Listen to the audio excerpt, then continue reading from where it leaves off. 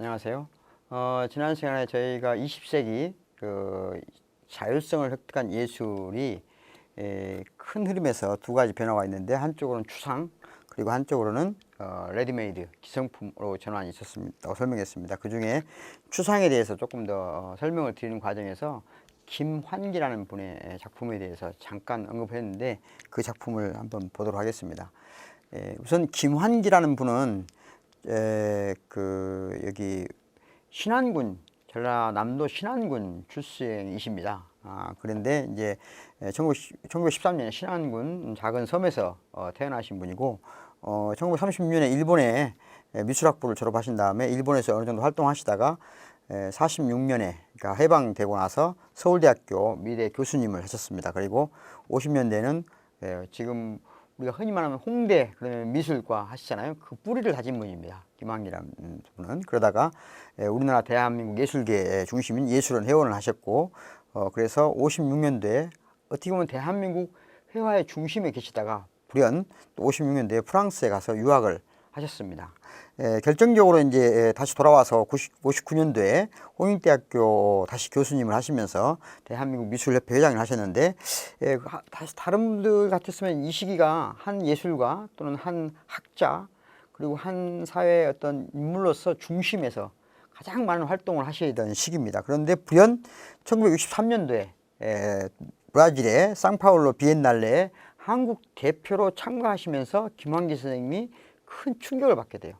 나중에도 김환기 선생님 그림을 또 보실 기회가 있겠지만, 김환기 선생님은 달 항아리라든가 또는 그런 형태의 어떤 전통적인 우리의 어떤 역사, 문화 중에 핵심이 되는 어떤 것들을 구상과 추상의 반추상 반구상의 어떤 경계에서 대한민국을 대표하는 작가로 활동하셨던 분이었거든요. 그리고 가장 높은 평가를 받는 화가였어요. 그런데 비엔날레라고 하는 것은 항상 비엔날레라고 하는 것은 기본적으로는 실험예술의 장이거든요.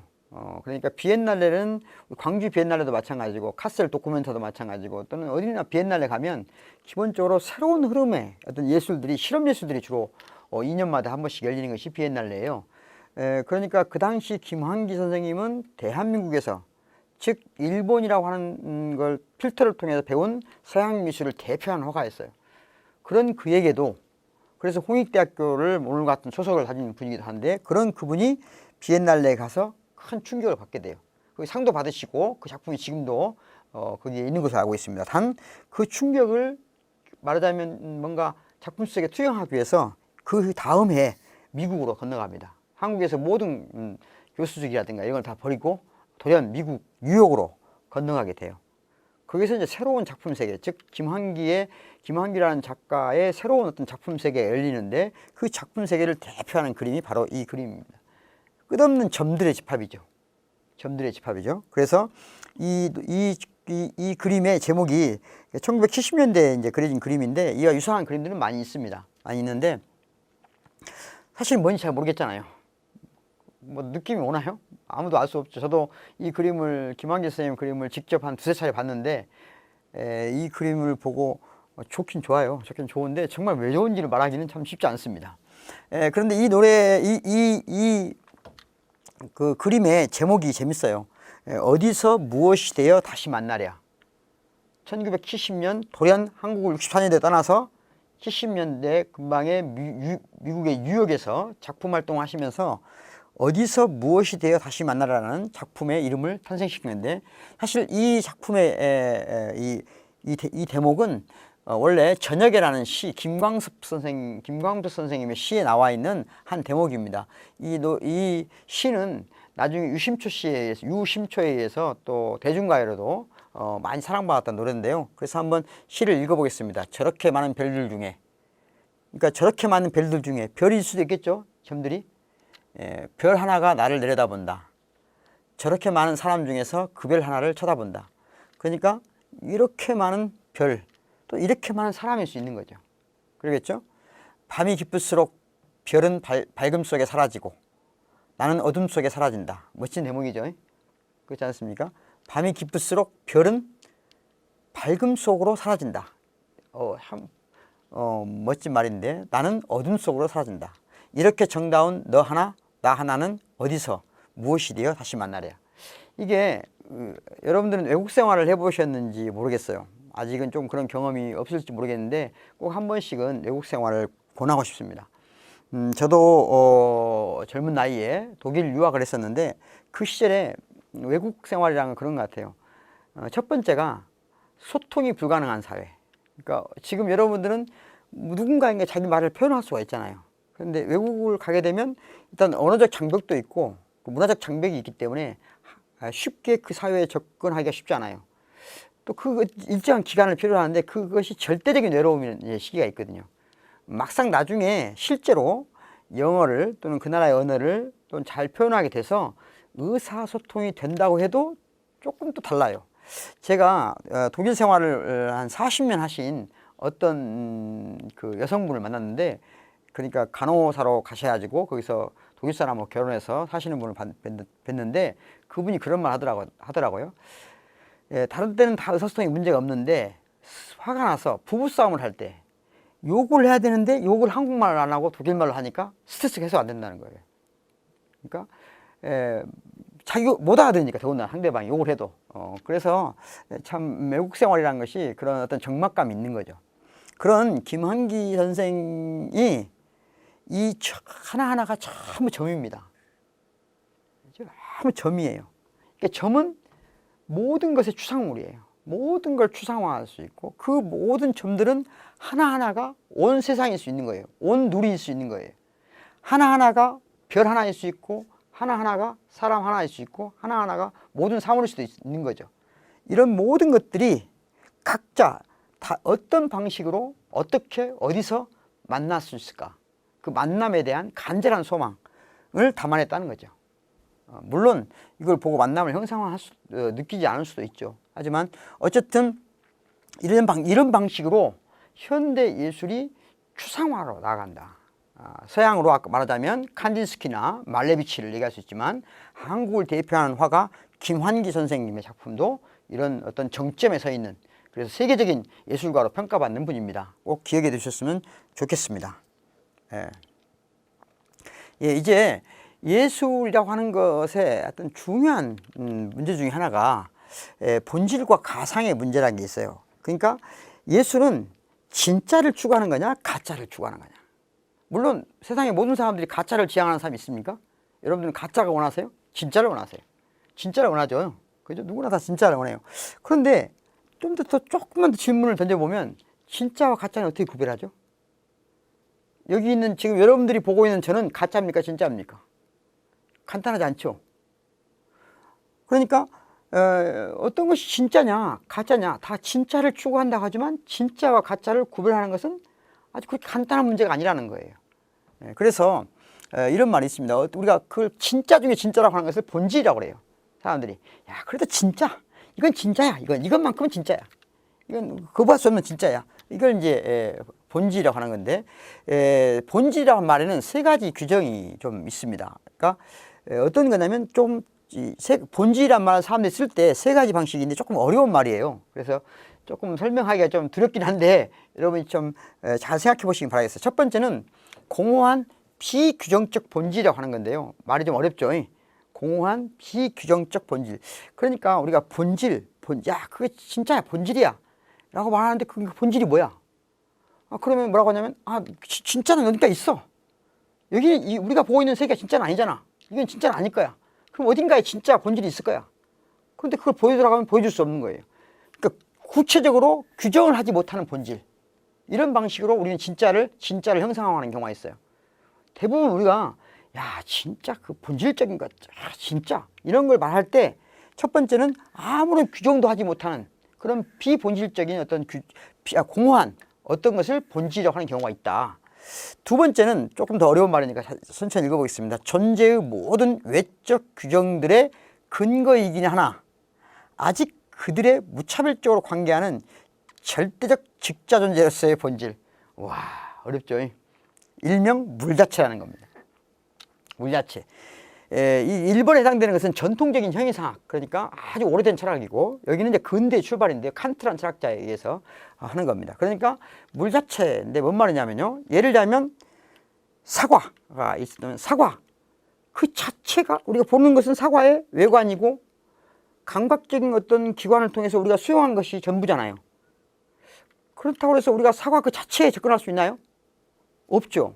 언젠가 제가 진리론을, 칸트에 대한 미학을 설명할 때 진리론을 설명한 적이 있는데, 예를 들자면 우리는 사과를 사실 그 자체, 진짜라고 하는 사과, 진짜 사과에 접근할 수 있다고 생각하지만 접근할 수 없다는 거죠. 그게 무슨 말이냐면, 이 사과라고 하는 것은 전부 우리의 감각기관을 통해서 우리의 감각기관을 통과한 사과일 뿐인 것이지, 감각기관으로부터 자유로운, 감각기관에 의존하지 않는 진짜 사과는 우리는 접근할 수 없다는 거죠. 신이 되지 않는 이상은. 그럼에도 불구하고 그것이 우리가 알 수는 없지만 진짜 사과, 감각기관의 필터를 거치지 않는 어떤 그 자체로서의 사과는 있을 거 아니냐 라고 하면서 그런 것을 본질로 말하는 사람들이 이런 주장을 하는 겁니다. 이해하시겠죠? 세 번째는 자신의 내적 규정성을 외적으로 정립함으로써 스스로를 객관화하는 존재로서의 본질. 얼마나 좀 어렵죠. 첫 번째 본질은 우리가 진짜라고 하는데 뭐라고 말을 특별히 못하는 거예요. 어딘가 있겠지. 어딘가 이 세상을 지배하는 자가 있겠지. 진짜가 있겠지. 두 번째는 접근을 할 수 없지만 그 사과 자체를 사과에게 해주는 게 뭐가 있겠지. 근데 이 두 가지는 전부 다 직접 우리가 경험할 수 없는 세계란 말이죠. 그런데 오늘날 이건 이제 주로 세 번째는 헤겔이라는 철학자에 의해서 주장되는 건데요. 그러니까 여기는 플라톤, 칸트, 헤겔이라고 생각하시면 돼요. 다 어려운 철학자죠. 플라톤, 칸트, 헤겔이라고 볼 수 있는데, 헤겔이라는 철학자에 따르면 그런 우리가 경험할 수 없는 진짜는 진짜가 아니라는 거죠. 그건 다 허상이라는 거죠. 진짜는 우리가 경험한 것에, 다시 말하면 우리가 감각기관을 통해서든 사유를 통해서든 경험하고 체험하고 획득한 그것의 총합이 진짜라는 거예요. 총합이. 이게 이제 세 번째 주장입니다. 그렇다면 우리가 진짜와 가짜라고 할 때 우리는 진짜를 추구한단 말이에요. 진짜를 추구해요. 가짜보다는. 그러면 진짜를 추구한다 할 때 이 셋 중에 어떤 진짜를 선택해야 될 것이냐에 따라서 입장이 다 달라져요. 입장이 달라져. 이 첫 번째 진짜가 어딘가 있겠지 하면 예술은 바로 그것에 복무해야 되는 거예요. 그러니까 형이사학이나 종교에 복무하는 예술이 바로 이 첫 번째 진짜를 공허하게 어딘가에 규정하는 겁니다. 이 세계가 아니고 차하는 세계, 진짜를 놨을 때 우리는 그 세계에 복무하는 것. 여기는 이제 어떤 경계선에 있는 거기 때문에 뭔가 아름다운 것 자체를 지향하는 것이고, 이 세 번째가 이제 중요한 건데, 모든 진짜가 어딘가에 따로 있지 않다는 거죠. 그렇다면 진짜를 지향하는 것은, 진짜는 우리가 실제로는 가짜라고 생각하는 것, 가짜라고 하는 것이 전부 합쳐서 그게 진짜라는 거예요. 그런데 이 가짜의 성격을 가장 많이 갖고 있는 게 예술이라는 거죠. 왜냐하면 과학이나 이런 것들은 비교적 검증 가능하고 논증 가능한데, 이 예술의 세계는 처음부터 검증이나 논증하고 관계가 없는 것이거든요. 자, 그러면 여러분들이 지금 화면을 통해 저를 보죠? 화면 속에 있는 저 박구영이는 진짜입니까? 가짜입니까? 여러분이 생각하시기. 가짜죠. 지금 저한테 일방적으로 제 말만 듣고 있는 것이 저를 만질 수 있는 것도 아니잖아요.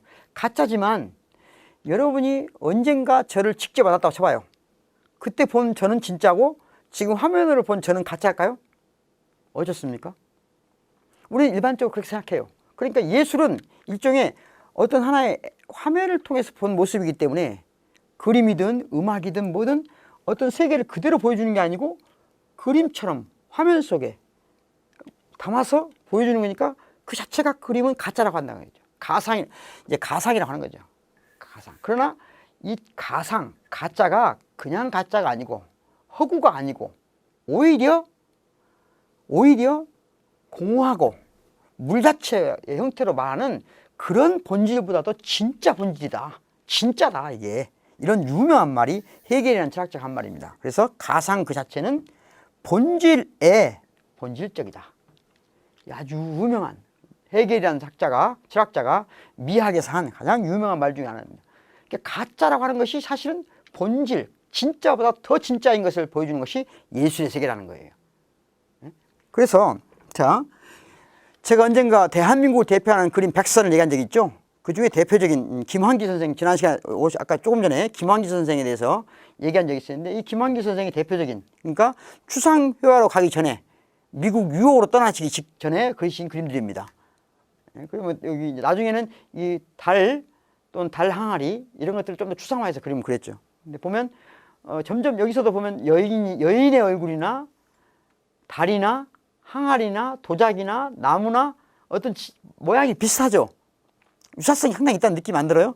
예, 어쨌든 예, 이런 그림도 아주 유명해졌고, 이 그림은 정말 여러분이 꼭 기억해 두셔야 될 김환기 선생의 그림입니다. 대한민국을 대표하는 그림. 예, 그냥 김환기 선생님이 그냥 추상을 어느 날 갑자기 그린 게 아니에요. 정말 고통받는 어떤 억압받는 어떤 상태에 있는 사람들의 세계도 충분히 아주 깊이 애정을 가지고 그리는 그림입니다. 김환기 선생의 이 피난민들 이 그림을. 근데 이 잘 생각해 보시면 이게 다 가짜잖아요. 가짜. 여기 피난민이 진짜 있는 게 아니잖아요. 그렇지만 예술의 세계는 다른 사람들이 쉽게 흘려버리는 진짜를 가짜 가상세계를 통해서 보여주는 거예요. 그러니까 진짜의 진짜보다 더 진짜 같은 거예요. 이게 이제 헤겔의 유명한 이야기입니다. 그러니까 예술은 그저 가상세계를 보여주는 힘없는 놀이, 게임일 뿐이다 라고 생각하면 안 된다는 거죠. 오히려 예술이야말로 우리가 일상적으로 놓치고 가는, 잃어버린 또는 감추어버린, 은폐한 그 모든 진실을 찾아내서 마치 가상세계에서 가짜처럼 우리한테 들이민다는 거죠. 그럼 바로 이 가상의 세계를 통해서 우리는 보다 더 진실한 세계에 접근할 수 있다는 거죠. 예술은 바로 그런 것을 지향하는 것이다 라고 하는 의미에서 예술의 가상이라고 하는 것은 본질보다도 더 본질적인 것입니다. 가상성이라고 하는 거예요. 이게 말하자면 현대예술,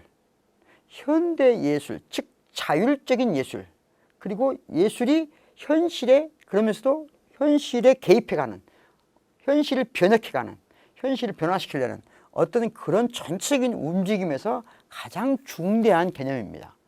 예술의 가상성이라고 하는 것은, 예술은 가상의 세계에서 진실을 말하는 것이다. 아니, 진실을 보다 더 진실되게 가상의 세계를 꾸려가는 것이다. 이렇게 말할 수 있겠습니다. 다시 한번 말씀드리지만 이 김환기 선생의 이 초기 작품의 그림들이 나중에는 이런 식으로 왔다는 거죠. 뉴욕 시절에 가서는. 그러니까 이건 세계 미술의 흐름하고도 같이 함께 간 거죠. 예. 저는 이제 그런 김환기 선생님도 있는데 또 한 분의 큰 화가가 우리 주변에 있다고 생각합니다. 제가 존경하기도 하고 또 개인적으로는 지금 이분하고 한 시대를 같이 동시대를 살아가고 있다는 것이 큰 위안이 된다고 생각합니다. 이분은 한번 말씀드린 황재영이라는 분의 자화상입니다. 최근에 그려진 그림인데 자화상 여러분 같으면 이런 모습으로 그려지겠습니까? 본인을? 회화의 지평이라는 것은 뉴먼이라는 사람에 의한 얘기인데요. 한번 읽어보겠습니다. 회화를 예술로 바꿔도 관계없습니다. 회화는 또는 예술은 인간으로 하여금 거기에 내가 있다 라는 존재의 위치 감각을 일깨워줍니다. 인간은 내가 어디에 있는가에 대해 의문을 갖는 순간 내가 왜 여기에 있는가를 스스로 묻게 됩니다. 그러니까 중요한 것은 인간은 내가 어디에 있는가를 물어야 된다는 거죠. 여러분 스스로 잘 생각해 보십시오. 예술은 기본적인 질문이 내가 지금 어디에 있는가를 묻는 거예요. 어찌 보면 이것은 다른 말로 하면 여러분이 어디에 있는가를 물어보게 되면 당연히 그 다음 질문이 뭐가 나오겠어요? 내가 어디에 있는가를 알려면 어떻게 해야 돼요? 여러분이 지금 어디에 있는가를 알려면, 즉 내가 어디에 있는가를 묻는 이유는 내가 누구인지를 묻는 거예요. 나는 누구지? 라고 묻는 순간 내가 지금 어디 있지? 묻지 않겠어요? 그 다음에는 뭐겠어요? 내가 어디서 왔지? 또 나는 어디로 갈 거지? 이 질문이 말하자면 정체성과 관련된 가장 기초적인 질문입니다. 그런데 자기의 정체성, 즉 정체성이란 말은 원래는 아이덴티티란 말이죠. 영어로는 아이덴티티란 말은 동일성이란 말도 번역돼요. 그래서 잘못 이해하면 어떻게 이해할 수 있냐면, 내가 지금 10살 때, 20살 때, 30살 때, 50살 때, 60살 때 시간이 변화되고 나이를 먹어감에도 불구하고 여전히 변화되지 않는, 동일성을 유지하는 나만의 어떤 것이 나의 정체성이다, 이렇게 생각하는 사람이 많아요. 그러니까 그 친구는 예를 들면 정말 그 의지가 굳은 친구야. 그 친구는 성격이 좀 뭔가 이렇게 좀 까칠해. 그러면서 그런 방식으로 어떤 사람을 규정하고 그것이 마치 그의 동일성인 것처럼 생각하는 것은 잘못된 거예요.